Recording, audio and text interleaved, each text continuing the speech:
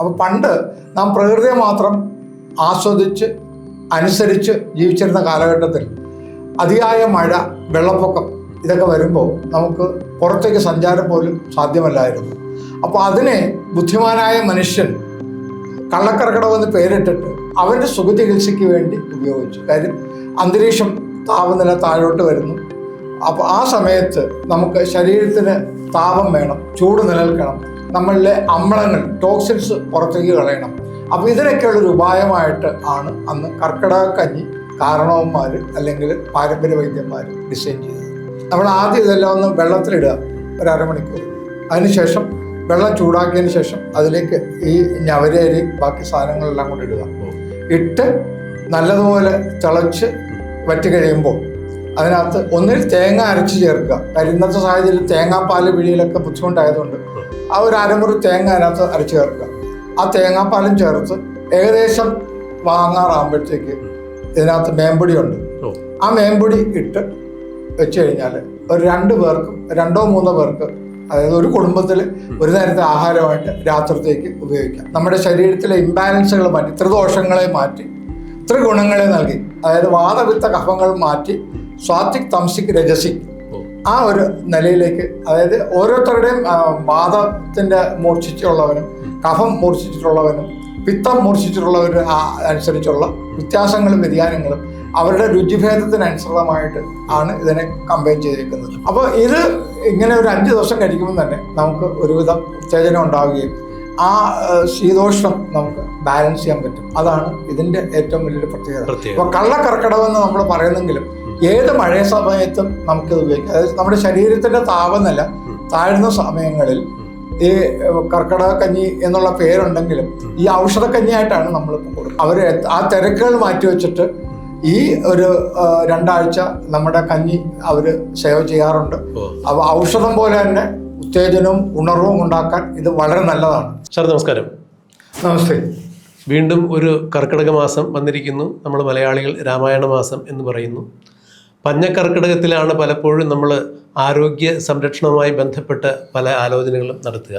അപ്പോൾ തമ്പി നാഗാർജുന എന്ന വ്യക്തിയെക്കുറിച്ചല്ല ഞാൻ പറയുന്നത്. അദ്ദേഹം എപ്പോഴും നല്ല ശുദ്ധമായ ഭക്ഷണം കഴിക്കുക, ശുദ്ധമായ ജീവിത സാഹചര്യങ്ങളിൽ ജീവിക്കുക, ശുദ്ധമായ വെള്ളം കുടിക്കുക, അതുപോലെ തന്നെ സ്വസ്ഥമായി ഉറങ്ങുക. അപ്പോൾ ആരോഗ്യ പരിരക്ഷണത്തിന് വേണ്ടി എന്തൊക്കെ നമുക്ക് ചെയ്യാൻ പറ്റും അതെല്ലാം ചെയ്യണമെന്ന് പറയുകയും അത് സ്വന്തം ജീവിതത്തിൽ പ്രാവർത്തികമാക്കുകയും ചെയ്യുന്ന ആൾ തന്നെയാണ്. മാത്രമല്ല മൂല്യമുള്ള, അതായത് മനുഷ്യൻ്റെ ആരോഗ്യത്തിന് ആവശ്യമായ പല ആയുർവേദ കൂട്ടുകൾ, പച്ചമരുന്നുകൾ പലപ്പോഴും സമൂഹത്തിൽ തെറ്റിദ്ധരിക്കപ്പെട്ടിട്ടുള്ള, അല്ലെങ്കിൽ മയക്കുമരുന്നാണ്, അല്ലെങ്കിൽ ലഹരിയുടെ അമിത കൂട്ടുള്ള വിഷമയമായ പദാർത്ഥമാണ് എന്നൊക്കെ പറഞ്ഞ് പലരും കഞ്ചാവിനെ മാറ്റി നിർത്തുന്ന ഒരവസ്ഥയിലേക്കൊക്കെ പലപ്പോഴും നമ്മൾ കണ്ടിട്ടുണ്ട്. ഇപ്പോഴും കഞ്ചാവ് പിടിച്ചു, വേട്ടയാടി എന്നൊക്കെ പറഞ്ഞ് കേൾക്കുന്നുണ്ട്. എന്നാൽ ഇതിൻ്റെ ഔഷധ മൂല്യം തിരിച്ചറിഞ്ഞ് മനുഷ്യൻ്റെ ആരോഗ്യത്തെ ഏത് തരത്തിൽ ഇത് പരിരക്ഷിക്കപ്പെടുന്നു എന്നുള്ളത് നേരത്തെ നമ്മുടെ പുരാതന ഋഷീശ്വരന്മാർ തെളിയിച്ചിട്ടുള്ള കാര്യമാണ്.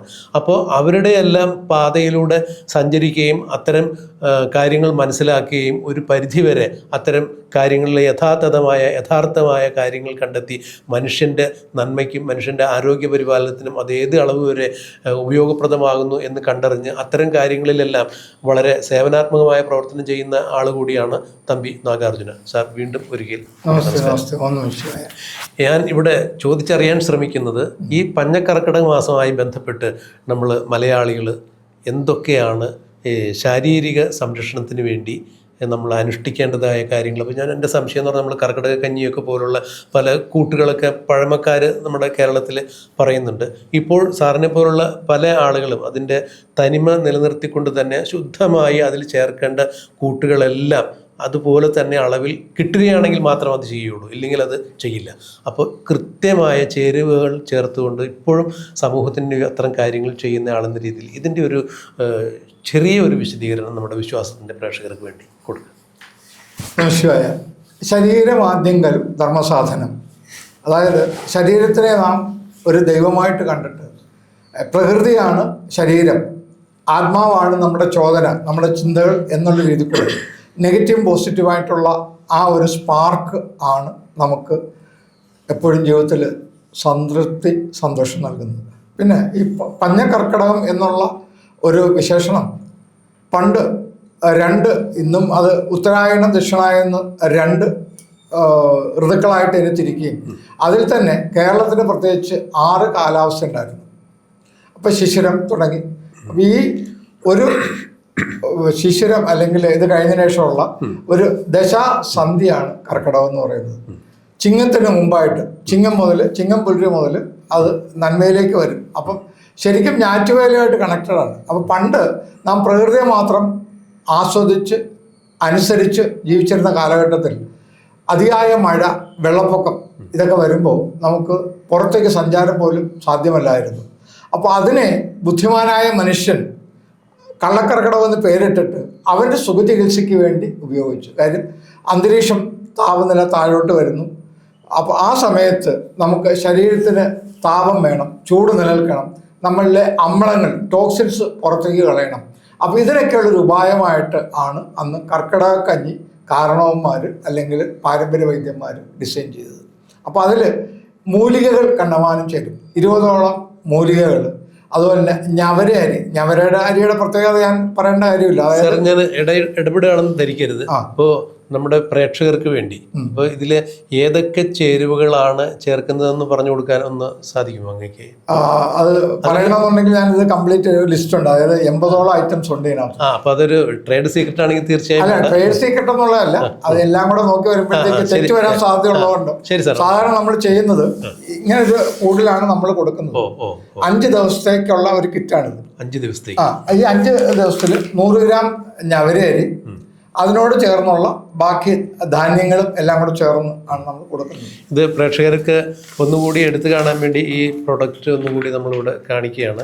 ഇത് 5 ദിവസത്തേക്കുള്ള ഒരു പാക്കേജാണ്. അപ്പോൾ ഈ പാക്കറ്റ് നമ്മൾ വാങ്ങിച്ചു കഴിഞ്ഞാൽ 5 ദിവസത്തേക്ക് ഇത് ഉപയോഗിക്കാൻ സാധിക്കും. സാർ 5 ദിവസത്തേക്ക് എന്ന് പറയുമ്പോൾ അത് ഒരാൾക്ക് 5 ദിവസത്തേക്ക് അല്ല, ഒരു കുടുംബത്തിന് ഉപയോഗിക്കാം. 100 ഗ്രാം അരിയുണ്ട്. അത് എങ്ങനെയാണെന്ന് വെച്ച് കഴിഞ്ഞാൽ നമ്മൾ ആദ്യം ഇതെല്ലാം ഒന്ന് വെള്ളത്തിലിടുക, ഒരു അരമണിക്കൂർ.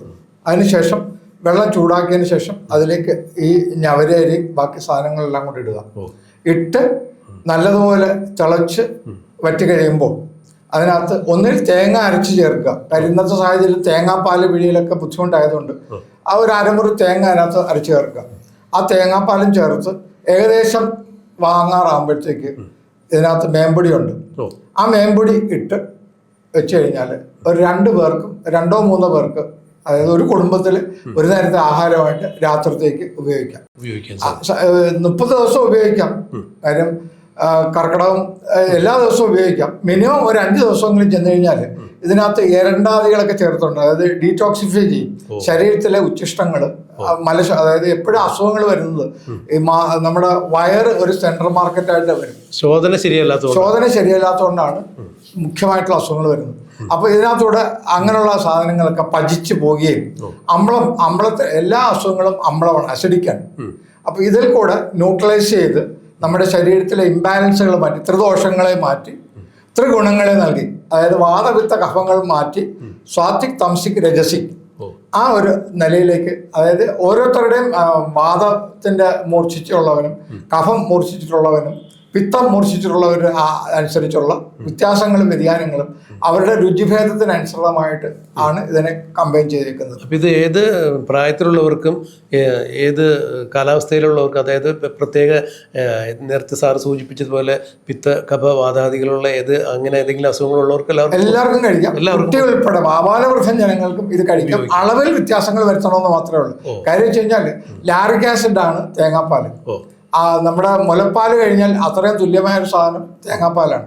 അപ്പൊ തേങ്ങാപ്പാലും നിങ്ങൾക്ക് പണ്ട് ഞവരത്തേപ്പെന്ന് പറയും, സ്ട്രോക്ക് വന്നൊക്കെ കിടക്കുന്നവര് നമ്മൾ ഞവര അരിയുടെ ഈ തേങ്ങാപ്പാലോടെ ചേർത്തുള്ള ഇത് ഞവര തേച്ചിട്ടാണ് അവർക്ക് തിരിച്ച് അവരെ ഉത്തേജിപ്പിച്ച് നോർമലൈസ് ചെയ്യുന്നത്.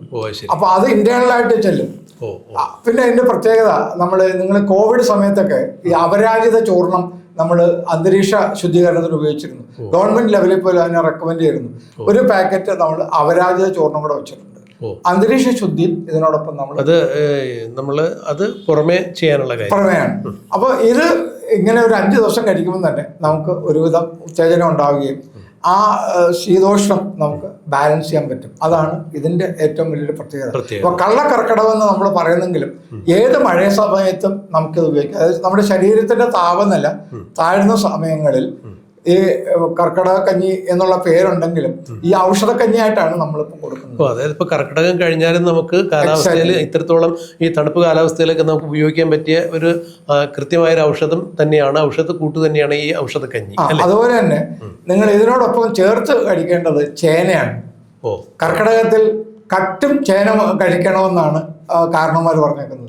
കാര്യം കർക്കിടകത്തിലെ ചേനയ്ക്ക് പ്രത്യേക ഔഷധ സിദ്ധിയുണ്ട്. ഏത് രാഗങ്ങൾക്കും മാറ്റാൻ പറ്റിയ ഒരു ഔഷധമാണ് ചേന. അപ്പം ഇതിനോടൊപ്പം കൂട്ടുകറിയായിട്ട് നിങ്ങൾക്ക് ചേനക്കറി വെച്ച് കഴിക്കാം, മനസ്സിലായി, അല്ലെന്നുണ്ടെങ്കിൽ പയർ മുളപ്പിച്ചത് കഴിക്കാം. അപ്പം കർക്കിടക കഞ്ഞി ഏത് മനുഷ്യനും ഈ സമയത്ത് കഴിക്കാൻ പറ്റുന്നതാണ്.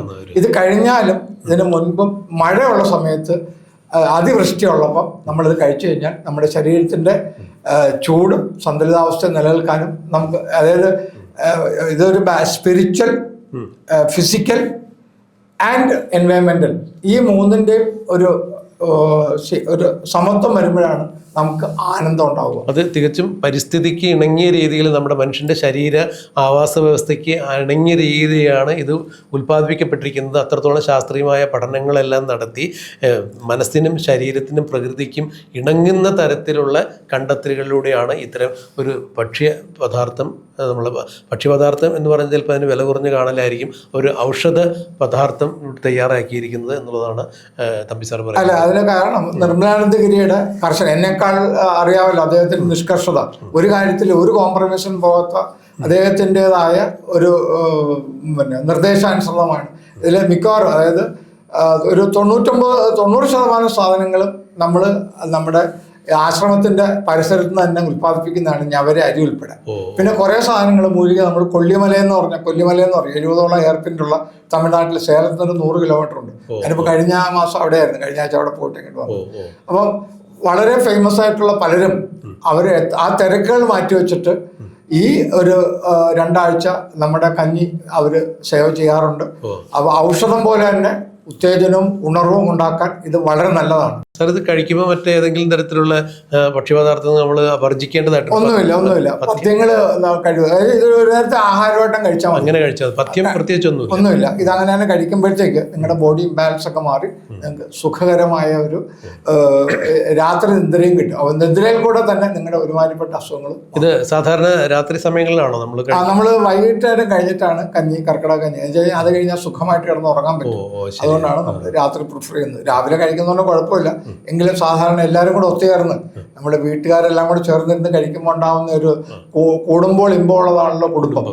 ഒരു കുടുംബത്തിനാണ് നമ്മൾ സാധാരണ കൊടുക്കുക. അല്ല, അത് വലിയൊരു സന്ദേശം തന്നെയാണ്. കാരണം ഇപ്പോൾ സാറ് ആദ്യം പറഞ്ഞു തുടങ്ങിയതുപോലെ ശരീരമാദ്യം കലുതർന്ന സാധനം. ഈ ശരീരം ഉണ്ടെങ്കിൽ നമുക്ക് മനസ്സിൽ തോന്നുന്ന ചോദനകളൊക്കെ പൂരിപ്പിക്കാനായിട്ട് ശരീരത്തിന് കെൽപ്പുണ്ടെങ്കിലേ പറ്റുള്ളൂ. അപ്പോൾ തീർച്ചയായും ശരീരം നിലനിർത്തണമെന്നുണ്ടെങ്കിൽ ശരീരത്തിൻ്റെ ആ ശുദ്ധി നിലനിർത്തുക എന്നുള്ളതാണ്. ശുദ്ധി നിലനിർത്തണമെങ്കിൽ ശുദ്ധമായ ഭക്ഷണം കഴിക്കുക. ആ ശുദ്ധമായ ഭക്ഷണം കഴിക്കുന്നതോടെ ശരീരം ശുദ്ധിയായിപ്പെടും.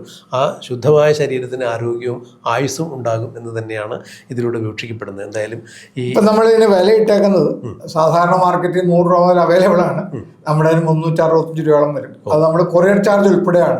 ഏത് പ്രദേശത്തുള്ളവർക്കും നമ്മുടെ 7736133148 ആ നമ്പറിൽ ബന്ധപ്പെട്ട് കഴിഞ്ഞാൽ അഡ്രസ്സ് അയച്ച് നമ്മുടെ പേയ്മെന്റും ചെയ്ത് കഴിഞ്ഞാൽ നമ്മൾ അവർക്ക് കൊറിയറിൽ അയച്ചു കൊടുക്കും. ഇത് ബഹുമാനപ്പെട്ട പ്രേക്ഷകർക്ക് അവരുടെ ശ്രദ്ധയിലേക്ക് വേണ്ടിയിട്ട് ഇതിപ്പോൾ സ്ക്രോളിംഗ് ആയി ഇപ്പോൾ സാറ് പറഞ്ഞ ഈ നമ്പർ കൊടുക്കുന്നുണ്ട്. അത് ശ്രദ്ധിച്ചിട്ട് അതിലേക്ക് വിളിച്ച് വിവരം അറിയിക്കുകയാണെന്നുണ്ടെങ്കിൽ ഏത് സ്ഥലത്തും ഇത് കൊറിയറായിട്ട് എത്താനുള്ള, നമ്മൾ ഇന്ത്യയിൽ എവിടെയും അയച്ചു കൊടുക്കും, വിദേശത്തും അയച്ചു കൊടുക്കാം. അപ്പം അതിന് കൊറിയർ ചാർജ് എക്സ്ട്രാ വരുമെന്ന് മാത്രമേ ഉള്ളൂ.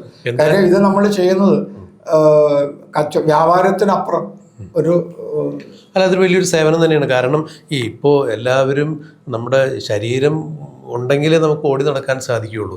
പലപ്പോഴും ഇപ്പോൾ ശൈലീകൃതമായ ജീവിതശൈലിയിലൂടെ പലർക്കും വരുന്നത് അസുഖങ്ങൾ തന്നെയാണ്. ഈ അസുഖങ്ങൾ ഒഴിഞ്ഞു പോകണം എന്നുണ്ടെങ്കിൽ നമ്മുടെ ശൈലി തന്നെയാണ് പ്രധാന പ്രശ്നം. അത് ഭക്ഷണത്തിൻ്റേതാവട്ടെ, ഉറക്കത്തിൻ്റേതാവട്ടെ, അല്ലെങ്കിൽ ആഹാരനിഹാരാദികളുടേതാവട്ടെ, ഇതെല്ലാം വളരെ ശുദ്ധീകരിച്ച ഒരു ജീവിത പദ്ധതിയുടെ ഭാഗം തന്നെയാണ് ഇപ്പോൾ തമ്പി നാഗാർജുന സാർ അവതരിപ്പിച്ചിരിക്കുന്നത്. ഞാൻ ഒന്നും കൂടെ ഊന്നി പറയാൻ ആഗ്രഹിക്കുന്നത്, പറയും, നമ്മുടെ മലയാളികളുടെ ഒരു സ്വഭാവം അവർക്ക് അറിയാൻ വയ്യാത്തതുകൊണ്ടാണെന്ന് തോന്നുന്നു. അവർ എല്ലാ കാര്യങ്ങളിലും നിഷ്കർഷ പുലർത്തുകയും നല്ല വിദ്യാഭ്യാസത്തിന് കുട്ടികളെ കൊണ്ട് വലിയ ഉന്നതമായ സ്കൂളിൽ നമുക്ക് താങ്ങാൻ പറ്റാത്ത സ്കൂളിൽ പോലും ആക്കും, ഫീസ് വലുതാണെങ്കിൽ പോലും. എന്നിട്ട് നമ്മൾ കിടന്ന് ഓടും, അത് വേറെ കാര്യം.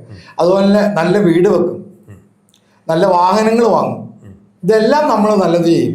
പക്ഷെ സൂപ്പർ മാർക്കറ്റിൽ പോയി കഴിഞ്ഞാൽ നമ്മൾ ഡിസ്കൗണ്ട് മാത്രമേ, അത് അകത്തോട്ട് ഇടുന്നതിന് യാതൊരു നിഷ്കർഷയോ അല്ലെങ്കിൽ ഇതൊന്നും ചെയ്യാറില്ല. ക്വാളിറ്റി ഒന്നും നോക്കില്ല. ഏറ്റവും വില കുറഞ്ഞത് മേടിക്കുക എന്നുള്ളതാണ്. അതിന് പകരം നമ്മൾ ശരീരത്തിൽ ഇൻവെസ്റ്റ് ചെയ്യാന്നുള്ളൊരു കോൺസെപ്റ്റിൽ വേണം നമ്മൾ എന്ത് ആഹാര സാധനങ്ങൾ സെലക്ട് ചെയ്യുക. എന്ന് വെച്ചാൽ എല്ലാം കൂടിയത് വാങ്ങണമെന്നില്ല, എങ്കിലും അതിലുണ്ടാവുന്ന ലേബർ ഇൻവോൾവ്മെന്റ് അനുസരിച്ചാണ് സാധനങ്ങളുടെ വില കൂടുന്നത്. അപ്പം അതോടെ കണക്കിലെടുത്തിട്ട് വേണം നിങ്ങൾ എപ്പോഴും സെലക്റ്റീവ് ആയി കഴിഞ്ഞാൽ ഈ സമ്പാദിച്ച് നിങ്ങൾ ആശുപത്രി കൊടുക്കുന്നതിന് പകരം ആ കാശ് നിങ്ങളുടെ ശരീരത്തിൽ ഇൻവെസ്റ്റ് ചെയ്യുക എന്നുള്ളൊരു കോൺസെപ്റ്റിലേക്ക് കൂടെ നമ്മൾ വരേണ്ട സമയം അതിക്രമിച്ചിരിക്കുന്നു. തീർച്ചയായും. നമസ്കാരം.